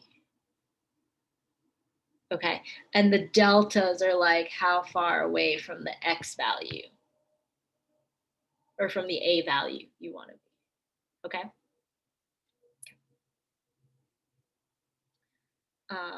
Sorry for scrolling everywhere. I know that that's hard to look at. And it's on a lag. So I've been done scrolling for a little bit, but now it looks like I just kept scrolling while I was talking. Okay, so the difference between 7 and 8 is that I'm trying to prove that something's not true, okay? And I'm saying that the limit equals 3, which by example 7, we know that limit is not 3. Right? If we plug in 2 in for x, like we go back to that old idea of substitution, we get 5 times 2, which is 10, minus 4, which is not 3, okay? So I don't want us to think, oh, epsilon delta is like always going to work out perfectly. It only works perfectly when it's true. But if it's not true, then it's not going to work. Okay, so I just want to finish with this example that is more of like a counter example. So if we follow these steps, how do we know that it's not going to work out? Okay. All right, did we like the step 0 where we listed out our A and our f of x and our L? Was that helpful? Yeah, okay, cool.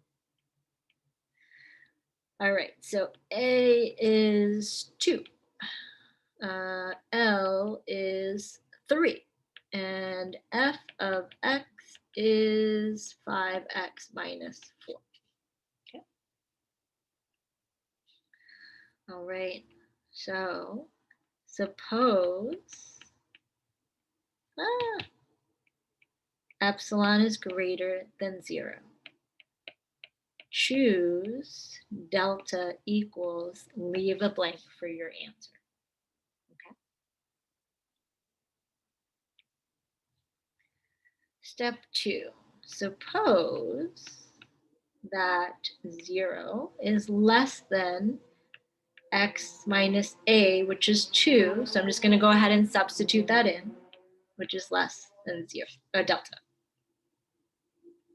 Now, I want to try and match this expression. With all of the work I'm going to do in step 3, I want to try and match this expression. Okay. So I choose the delta, or the epsilon definition.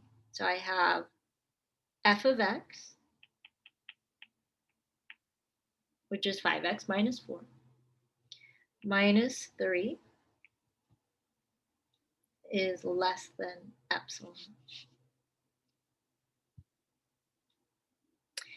And I can remove the parentheses. That'll give me 5x minus 4 minus 3 is less than epsilon. And 5x minus 7 is less than epsilon.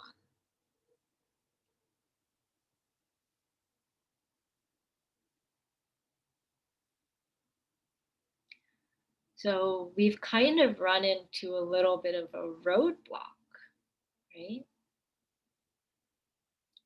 I'm trying to match this, x minus 2. So we might think, oh, it'd be really useful if we could get rid of that 5, right? Let's factor out that 5. But then we get 5 parentheses x minus 7/5. Well, this is x minus 2. This is x minus 7/5. Like the reason we were able to make it work before is because we were able to factor out and we got x minus 2 or whatever we were looking for. We were able to match that delta inequality. But here we can't. There's no way to match that inequality.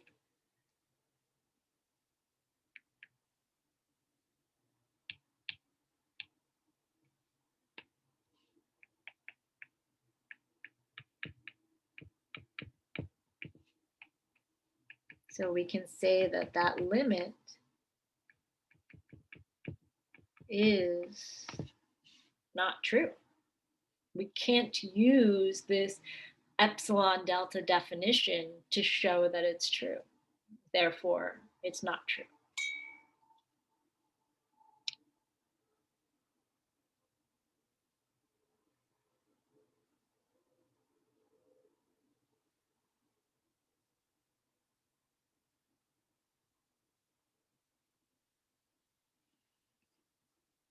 Okay, so I feel like our brains are probably incredibly tired, which is, it's valid, completely valid. Today was a really big day of concepts, less about calculating things.